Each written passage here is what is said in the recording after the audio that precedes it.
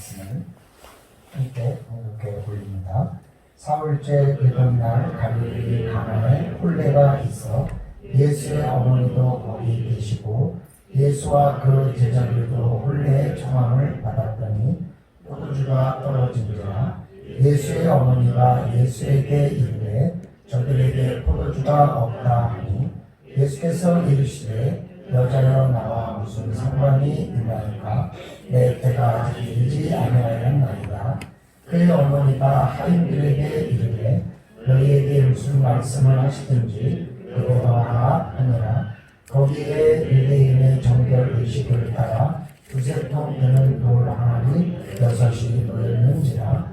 예수께서 그들에게 이르시되 항아리에 물을 채우라 하신즉 아기까지 채우니 이제는 떠서 연회장에게 갖다 주라 하시매 갖다 주었더니 연회장은 물로 된 포도주를 맛보고도 어디서 났는지 알지 못하되 몰두온 하인들은 알더라.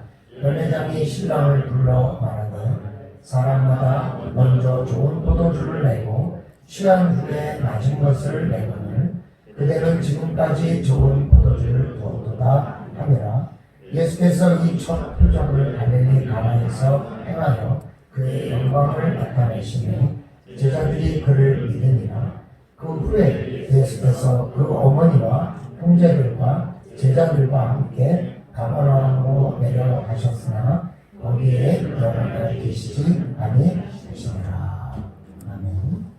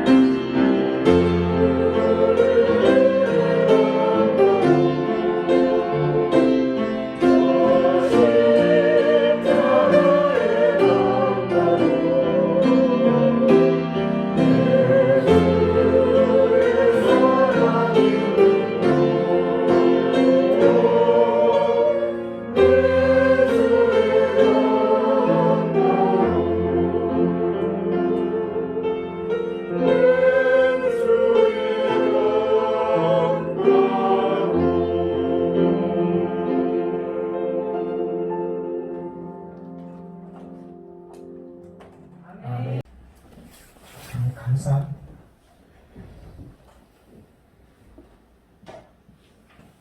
(2020년)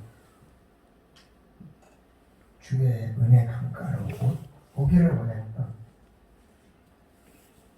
우리의 마음이 우리의 생각처럼 되진 않았으나 또 잠시 멈췄다 하는 이 찬양이 정말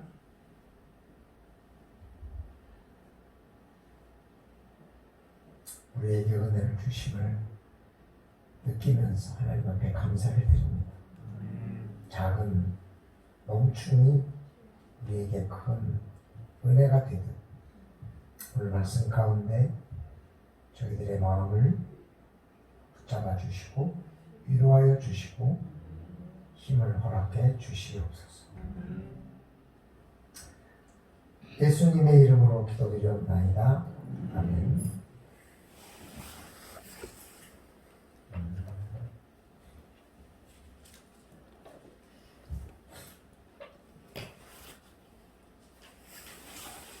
요한복음은 당시 기독교인들에게 기독교 교리를 설명하기 위해서 요한이 쓴 편지입니다.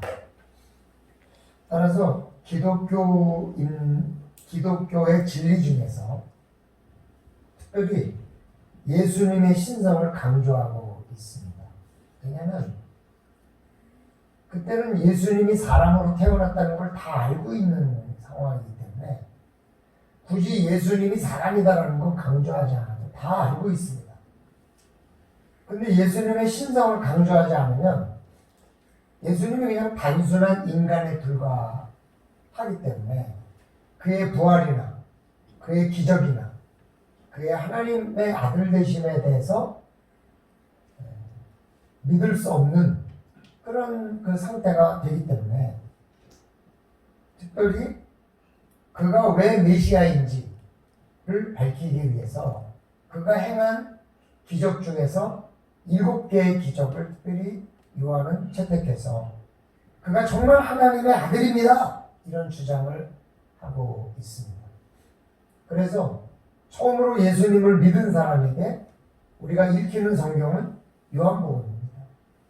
그래서 요한복음을 차근히 읽으면서 과연 우리가 믿는 기독교라는 것이 무엇인가에 대한 아주 기본적이고 기초적인 교리를 설명하고 있는데 그 중에서 오늘부터 7주간 동안 예수님이 행하신 7가지 표적에 대해서 우리가 은혜를 나누면서 이 표적의 목적인 예수님의 신성을 강조하고 그가 메시아로서 하나님의 아들이라는 것을 우리가 믿어야 되는 필요성에 대해서 우리가 함께 나누기를 원하는 것입니다. 사실 이 물로 포도주를 만든 것도 뭐 순종에 대한 말씀으로도 사용하고 여러 가지 말씀으로 사용을 하지만 또 그렇게 할 수도 있지만 제가 이 요한복음의 7가지 표적을 통해서 드리고자 하는 말씀은 뭐 순종 뭐 이런 것가 아니라 예수님은 하나님의 아들이십니다. 그분은 참으로 신이십니다. 삼위일체 중에 한 분이십니다. 그분은 단순한 인간이 아닙니다. 라는 말씀을 드리고자 합니다. 이 말씀을 통해서 우리가 정말 우리가 믿는 예수님은 그냥 단순한 인간이 아니라 삼위일체의 하나님으로서의 가치가 있는 분이고 그런 권위가 있는 분이고 그렇게 경외함과 존경을 받을 수 있는 분이다. 이렇게 깨달아지면 사실은 다 이제 이 말씀은 뭐 목적을 이룬 겁니다. 그럼 우리가 사실은 너무 기독교를 윤리적인 기독교 아니면 그냥 뭐 좋은 말씀이라고 생각할 때가 많은데 그것보다 더 중요한 것은 우리가 누구를 믿느냐, 그분이 누구냐, 이런 정체성이 더 중요한 거니까 이 말씀 속에서 정말 예수님이 하나님의 아들이다 이런 걸 확실히 깨닫는 그런 기회가 되시기를 주님의 이름으로 축원합니다. 이제 어떤 물건을 되게 싸게 사고선 제 아내에게 이제 자랑을 합니다. 여보, 나 이거 2만 원에 샀어. 이제 내가 기대하는 마음은 뭐냐면, 그걸 어떻게 2만 원에 샀어? 되게 싸게 샀네? 이런 칭찬을 내가 기대하고 있는데, 제 아내가 이렇게 얘기합니다. 그게 꼭 필요해? 얘기하면, 완전히 이제 제 기대가 무너지는 거죠. 진짜, 너 이거 왜 샀어? 이런 말이잖아요. 인생이라는 게 꼭 내 맘대로 되질 않아요. 나는 칭찬을 듣고 싶어서 했는데 그 칭찬이 안 올 때도 있고, 나는 잘했다고 했는데도 그게 잘했다는 말보다는 오히려 잘못했다는 말로 올 때가 있는 거죠. 하지만 뭐 그거 어떻게 해요? 사람이 다른 거 생각이 다르고 다르니까. 그래서 다시는 내가 이런 말을 안 해야 되겠다. 이렇게 마음을 먹지만 둘이 사는데 어떻게 말할 데가 없잖아요, 사람한테. 그래서 그 다음부터 뭐라 그러냐, 나 이거 칭찬 들으려고 하는 말이야, 이렇게 하고 얘기하는 거죠. 이제 그러면 제 아내가 또 이제는 요새는 말을 잘 알아듣고 칭찬을 잘 해주는 거예요. 생각해보면 인생을 참 평안하게 사는 게 되게 힘들다. 아무 일 없이 인생을 살아간다는 것이 쉬운 일은 아니다. 머리를 써야 되고 지혜가 필요하고 뭔가 또 여유도 필요하고 많은 것이 필요하구나, 이런 생각이 들었습니다. 우리 성도님들 어떠십니까? 인생을 살기에 힘들지 않고 늘 편안한 일만 있습니까? 누구나 다 인생을 살면서 힘든 일도 있고 어려운 일도 있고 겪어나가지 않습니까? 근데 오늘 그 인생의 가장 힘든 사람 한 사람을 이 본문이 소개하고 있습니다. 포도주가 모자랐다. 이스라엘의 결혼식에서 포도주는 굉장히 중요한 음식입니다. 이곳에서 홍어가 중요한 것처럼 또 김포에서는 인삼이 중요합니다. 각자 중요한 게 있죠. 국밥에 국물이 없는 거, 술이나 식혜, 수정밥 그 정도가 아닙니다. 김치가 떨어졌다. 아마 그거보다도 저는 이 지역에서는 홍어가 되게 중요한 것 같습니다. 가는 데마다 홍어가 나오는데 그 홍어의 품질도 중요하고 홍어의 양도 중요한 것 같아요. 그래서 이쪽 지역에서 참 그 집이 참 잔치를 잘했다 그러면 거기서 맛있는 홍어를 많이 갖다 놓고 마음껏 먹으라고 막 싸줘야 되지 않습니까? 근데 그게 떨어진 거예요. 이 사람이 결혼식을 준비하려면 지금처럼 뭐 이렇게 사오는 게 아니잖아요. 어디서 와인 몇 박스 사오는 게 아닙니다. 이때는 독을 갖다 놓고 그 독에다가 포도주를 담아놔야죠. 포도즙을 짜서. 그러면 이제 그게 우리나라처럼 이렇게 큰 장독이 없고 주로 이제 그 당시에는 거긴 도자기가 아니니까 주로 뭐 가죽이나 돌이나 흙으로 싼 한 요 정도 높이 되는 항아리를 창고 같은 데다 쫙 깔아놓고 거기다가 이제 포도즙을 이렇게 쭉 담아놓는 거예요. 결혼식이 없을 때는 1년 그냥 먹을 거 늘 담는 만큼 담지 않습니까? 우리가 옛날에는 김장을 하더라도 뭐 지금처럼 김치를 살 수 있을 때가 아닐 때는 1년에 우리가 몇 도 담으면 김장을 먹는다, 이런 게 계산이 있는데 내년에는 잔치를 해야 되겠네. 우리가 돌아가실지도 모르네. 그러면 많이 해야지 라는 말을 가지고 생각을 가지고 더 많이 해놓지 않습니까? 그죠? 그렇지 않으면 그게 곤란하죠. 그때 가서 빌려야 되고. 똑같이 아마 이 사람도 포도주를 올해는 우리 딸을 시집 보내야 되니까 포도주를 많이 담아야 되겠다. 그리고 이렇게 담아놨을 겁니다.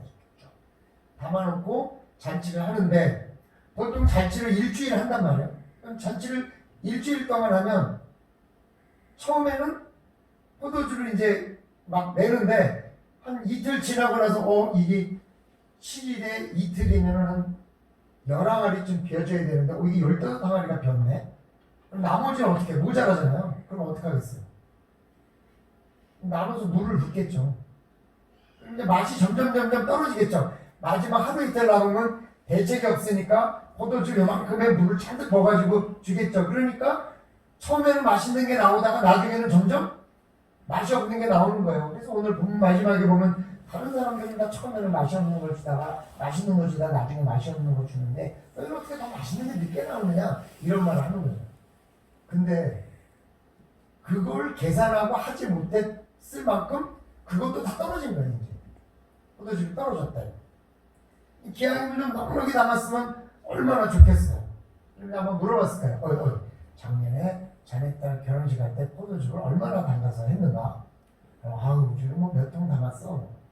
자네는 얼마나 담았는가? 아, 그래, 그럼 우리도 한 몇 통쯤은 담아놔야 되겠네. 그런데 포도라는 게 늘 많이 나오는 것도 아니에요, 사실. 어떤 애는 풍성하지만 올해같이 우리나라에 과일이 영 형편없을 때도 있단 말이에요. 그러면 많이 담고 싶어도 담지 못했을 수도 있고, 포도가 비쌌을 수도 있고, 하여간 여러 가지 상황에서 충분히 못 담갔는데 그게 모자랐다 이거죠. 잔치집에 음식이 남아도 문제지만 모자라면 진짜 큰 문제죠. 만일 한 번 음식이 모자라잖아요. 그럼 두고두고 말을 듣는 거예요. 아이고 저 제가 홍어도 제대로 대접하지 못한지 이렇게 딱 낙인이 지키잖아요. 동네에서는. 제가 결혼식 할 때 그랬어요. 제가 결혼식을 화요일에 했어요. 이제 주일날은 온전히 주일을 지키고 월요일날 주일을 준비해 이제 결혼식을 준비해서 화요일날 결혼식을 하고 화요일날 신혼여행 갔다가 화수목 금요일날 오면 이제 처갓집에 가서 하룻밤 자고 와가지고 토요일 주일 준비해서 주일을 지킨다. 이렇게 계산이 그렇게 나오더라고요. 그래서 화요일날 결혼식을 했어요. 화요일날 결혼식을 하고 제주도 오니까 좋은 점은 사람이 없다는 거. 나쁜 점은 가게도 문을 닫는다는 거. 제가 그때 알았어요. 제주도는 금요일부터 손님이 오기 시작해서 월요일, 화요일, 수요일까지 손님을 치고 나면 목요일날 다 쉬더라고요. 미용실도 치고 음식도 쉬고 그래서 그날 되게 어렵더라고요. 그런지 그때 알았죠. 그래서 내가 나중에 혹시 목요일날 제주도에 가서 목회하게 되면 목요일날 주일 예배를 드리듯이 드리면 좋겠다. 그럼 많은 사람들이 올 수 있으니까 생각을 했습니다. 이제 했는데 이제 평일이기도 하고 저는 직장이 서울이고 결혼식은 김포에서 하고 우리 아버지는 김포에서 목회를 하셨는데 뭐 작은 교회고 그리고 뭐 노회 대부분 목사님들은 다 서울이나 또 인천이나 이런 데 있기 때문에 평일이고 그래서 내 직장 친구들도 많이 못 올 테고 우리 아버지도 뭐 그렇게 많이 안 와. 내가 뭐 그렇게 뭐 유명한 사람도 아니고 그렇게 많이 안 올 거야. 우리가 강대한 사람들이 이렇게 없어. 이제 이러셨어요. 그래서 한 50명 정도 올 거다 이렇게 보고 아주 멋있는 레스토랑을 하나 다 이야기를 했어요. 60석 있는 레스토랑에 돈가스나 함박스테이크나 뭐 이런 거를 아주 오신 분들에게 잘 드셔봐야죠. 이제 그 집에 다 이제 예약을 한 거예요. 그래서 이제 50명 정도 오면은 이제 거기서 이렇게 하겠다 했는데 자그마치 280명 오셨어요. 답이 안 나와요. 그리고 이 돈가스 집에서 티가 내지 못해요. 그러니까 나는 결혼식 하느라고 뭐 꼼짝 못하고 아버지도 이제 걱정이 되는 거죠. 이게 그래가지고 막 이제 우리 삼촌들 시켜가지고 동네에 뭐 한식집, 설렁탕집 뭐할 것 없이 막 빌려가지고 아무데나 막 그냥 살아놓고 정신이 없었거든요. 그래가지고 이렇게 많이 올 줄 몰랐다고. 그래가지고 두고두고 그것 때문에 말을 들었고 제 동생 결혼식 할 때도 제 아버지 야 이번에 실수하면 안 된다. 남아도 된다. 그랬고 심지어는 제가 제 아들을 결혼식 할 때도 남아도 된다. 그러실 정도로 그렇게 오래 됐는데도 그랬어요. 이게 한 번 실수하니까 이거는 이게 뒤집기가 어려워요. 왜냐하면 요새는 뭐 더군다나 하나둘밖에 없는데 하나 실수하면 정말 어려운 거예요 이게. 그러면 계속해서 그 사람을 만날 때마다 아이고 결혼식 음식도 제대로 계산하지 못한 사람이 이 말을 듣잖아요. 이때는 어땠겠어요? 이때도 아마 제 생각에는 뭐 굉장히 그 결혼식 혼주의 마음을 제가 이해가 되는 거예요. 얼마나 당황스럽고 얼마나 힘들었는지. 그런데 거기에 이제 예수님의 어머니가 계셨던 거죠. 그 이제 그 항아리가 있는 항아리를 보관하는 주로 보관 창고 옆에 여자들의 숙소가 있거든요. 왜냐하면 이제 아무래도 주방하고 가까워야 되니까 여자들의 숙소가 있으니까 아마 예수님도 그 여자들의 숙소에 거기 계셨을 거예요. 여자들이 숙소에 계시다가 이제 뭐 종들끼리 얘기하는 소리가 이제 들렸겠죠. 이거 아무래도 포도주가 모자랄 것 같은데 이거 어떻게 대책이 없어? 옆집이 없을까? 막 얘기를 들었을 거 아니야? 어머니가 이제 그걸 들으신 거죠. 어머니가. 그래서 이제 그 예수님이 그 예수님과 예수님의 제자들과 같이 왔으니까 예수님에게 가서 얘기를 하는 거예요. 포도주가 모자란다.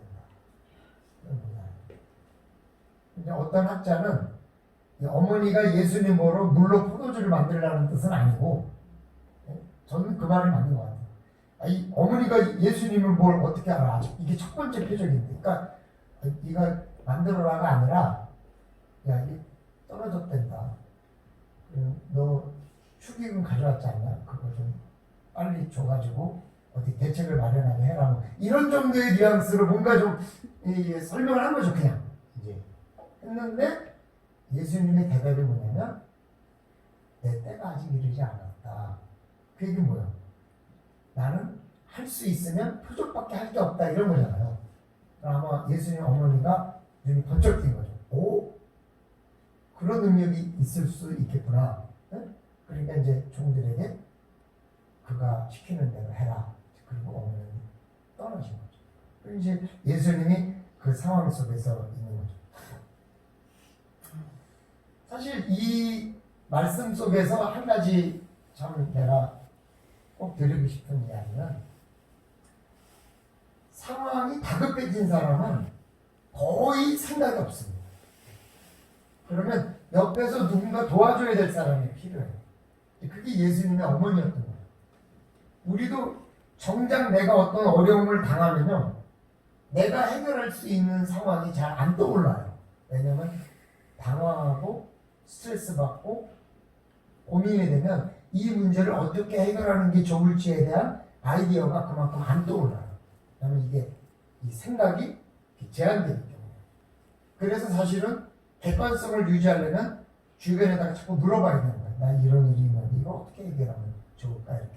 물론 그 사람이 말한 대로 해결할 수는 없을지도 모르지만, 그런 사람의 말을 자꾸 듣다 보면 내 안에서 그런 일이 있었구나, 이게 사실 떠오르거든요. 근데 주변에 그런 사람들이 없으면 혼자 고민하다 보면은 해결 방법이 없는 거예요. 그러니까 어떻게 해요? 자살하는 거예요. 왜? 해결 방법이 없거든요. 자기 머릿속으로. 그러니까 우리나라 속담에 병은 소문을 내라, 이런 말이 있어요. 병도 자꾸 소문을 내야 좋은 의사도 만나고 좋은 분도 만나고, 자꾸 또 이야기를 하다 보면 나도 모르게 내 안에서 방법이 생각나기도 하고, 이야기를 듣다 보면 또 나도 모르게 생각이 나도 되고. 이제 옆에서 예수님의 어머님처럼 예수님에게 얘기해 줄 사람이 필요한 거예요. 최악은 주변에 기도해 줄 사람이 없는데 게다가 네가 기도해라, 이러는 거. 이게 최악이죠. 그 사람은 기도 못해요. 지금 너무 스트레스를 받기 때문에. 자기는 기도할 수가 없어요. 그러면 누가 해줘야 되느냐? 옆에서. 그러니까 어머니처럼 그 말을 듣고 예수님을 초청해 줬잖아요. 이게 좀 필요한 거죠. 어머니와 같이 기도해 주는 분이 우리 주변에 있어야 되고, 때로는 내가 어머니 같이 기도해 주는 사람이 되어야 하고. 품으시죠. 이게 믿음의 관계이고 교회의 관계이고 교회의 존재 목적이에요, 사실. 우리가 교회에 소속되어 있기 때문에 어려움이 있을 때 기도를 부탁할 수 있고, 그리고 같이 기도를 할 때 또 해결해 갈 수 있는 거죠. 내가 소속되어 있으면 우리 소속된 교우들이 기도해 줄 거 아니겠어요? 그죠? 아니면 남의 교회 교인들이 나에게 기도해 주겠어요? 내 가족이나, 그죠? 우리 교회 교우들이. 이제 윤수가 이번 주 토요일 날 초등학교 임용고시를 본단 말이에요. 정신이 없을 거예요, 지금. 그죠? 그럼 이제 우리가 기도해 줘야죠. 물론 이제 엄마도 나와서 기도하고 그러지만, 우리가 어쨌든 잠깐 틈을 내서라도 윤수가 이번에 시험 잘 볼 수 있게 해달라고 기도해주면, 윤수는 지금 기도할 시간이 없어요.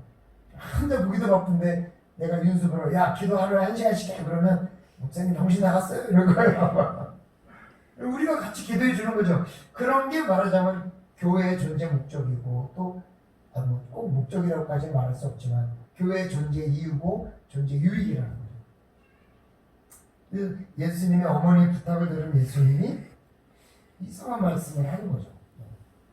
아마도 종들이 기대했던 것들은 이런 걸지 몰라요. 좀 기다려. 그리고 자신의 제자들과 포도주를 어디 가서 옆에 동네에 가서 항아리째 들고 오든지, 아니면 그런 것을 가르쳐 주거나, 어디 가면 있을 거다 하거나, 아니면 돈을 주면서 빨리 어디 가서 사와라, 사오기라도 해야지 어떡하겠냐. 물론 이제 그 당시 돈은 은이나 동전이죠. 지금처럼 지폐는 아니고. 그러니까 뭐 동전을 많이 갖고 다닐 수는 없어요. 동전이 꽤 커요. 하지만 이제 예수님은 엉뚱한 말씀을 해요. 예수께서 이르시되 여자여 이게 중요한 거예요. 어머니 그게 아니라 여자여.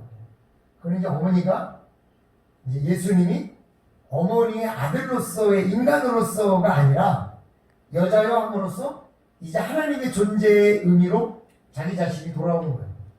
여자여. 이제는 그분이 어머니의 관계가 아니라 여자의 관계가 하나님으로서 여자를 부르는 거예요. 여자여 나와 무슨 상관이 있나니까. 내 때가 아직 이르지 아니하였나이다. 이 말은 이제 내가 하나님의 아들로서 그 일을 할 수도 있으나 지금은 때가 아니다. 내가 계획한 때가 아니다. 그런 말이에요. 예수님의 계획이 없던 일이죠. 어머니는 문제를 해결해 주는 게 좋겠다 이렇게 말을 했는데 예수님은 하나님의 아들로서 아직 할 수도 있지만 하나님의 아들로서 아직 때가 아니다. 지금은 할 때가 아니다. 이게 말하자면 내가 아직 표적을 할 수 없습니다 라고 했으면 어머니라 그래야 돼요. 어머니 아직 때가 이르지 않았어요. 이렇게 얘기하면 아직 할 수 없는 거예요. 근데 여자여 아직 내 때가 이르지 아니하였다. 이 말은 할 수는 있지만 시간, 크로노스의 시간이 아니다. 지금은 그걸 말할 때가 아니다. 이걸 내가 보여줄 때가 아니다. 이런 거죠. 근데 예수님의 목적이 뭐냐? 자기 자신을 하나님의 아들인 메시아로 드러내는 것이니까 구원자로서 하나님의 아들로서 그거를 이제 해야 되는데 아직 그때가 안 됐다. 그런데 그 어머니가 뭐라냐면 너희에게 무슨 말씀을 하든지 그대로 하라. 너희에게 무슨 말씀을 하든지 그대로 하라. 그 얘기예요. 그게 뭐냐면 그분이 이제 해 주실 거다라는 믿음이 예수님에게 어머니에게 있는 거죠. 그래서 예수님의 말을 듣지 말고 못한다 이런 말 신경 쓰지 말고 그 하나님 대로 해라. 어머니는 그냥 계속 그 방향으로 가는 거예요. 뭔가 도와줘야 된다. 방법이 없다. 너희에게 무슨 말씀을 하든지 그대로 하라. 사실 이게 기적이라는 게 뭐냐면 이치에 맞지 않는 일이에요. 이성으로는 이해되지 않는 게 기적이죠. 교인들 중에서 저에게 좋은 말을 해주시는 분들이 있어요. 좋은 소식을 전해주는 분들이. 좋죠. 좋은 소식을 들으면 목회자가 기쁘죠. 우리 식구가 좋은 일이 있구나. 같이 축하하고 감사한 거죠. 그래 행복하고 하나님께 영광도 돌리고 그래요. 근데 어려운 이야기를 들으면 기도하게 돼요. 어려운 얘기를 들으면 마음에 담아지니까 좀 어렵구나. 기도해야 되겠다. 그래서 정말 기적이 필요할 때가 있어요. 그럴 때는 더 기도하게 돼요. 때로는 어렵다는 그 자체가 그냥 받아들여져야 될 때도 있어요. 기도를 하는데 기도를 해도 하나님께서 응답을 안 해줘. 그럼 그거는 받아들여야 되는 거예요. 그러면 또 뭐라고 기도하느냐? 하나님 이런 어려운 일을 이기고 견딜 수 있게끔 힘을 주세요. 그리고 기도하면서 또 같이 위로하는 거예요. 어쩔 때는 해결 방법을 또 가르쳐 주시기도 해요. 같이 또 기도하면서 감사합니다. 또 해결될 걸 기다리기도 하고 또 기도하기도 하고 또 말해주기도 하고 준비시키는 하나님의 뜻이 연단이니까 저는 그럴 때는 또 어쩔 때는 투정도 부려봐요. 꼭 그러셔야 됩니까? 그냥 넘어가면 안 됩니까? 하나님 앞에 한번 투정도 부려보고 그래도 항상 결론은 하나님이 맞으니까 내가 맞지 않는 거니까 하나님이 어려운 대로 가야 된다 그러면 가는 거지 뭐 내가 뭐 아무리 뭐라 그래봐야 방법이 없으니까 그래도 그걸로 우리가 기도하면서 무슨 말씀이든지 그냥 순종하는 거죠. 어려워져도 순종하고 좋은 일로 해결이 돼도 순종하고 그냥 그렇게 가는 거죠. 내 이론과 내 이치에 맞지 않는 것이라면 이성적으로 평은 받을 수 있지만 기적을 체험하지 못하죠. 내가 할 수 있는 한도 내에서 하는. 그러나 내가 하는 한도가 넘으면 기적을 체험할 수 있는 거죠. 근데 이제 그 결과가 좋았다는 거예요. 하나님의 역사는 사람이 일으킨 어떤 것보다 더 좋았다. 사람마다 먼저 좋은 포도주를 내고 취한 후에 낮은 것을 내고는 그들은 지금까지 좋은 포도주를 두었다.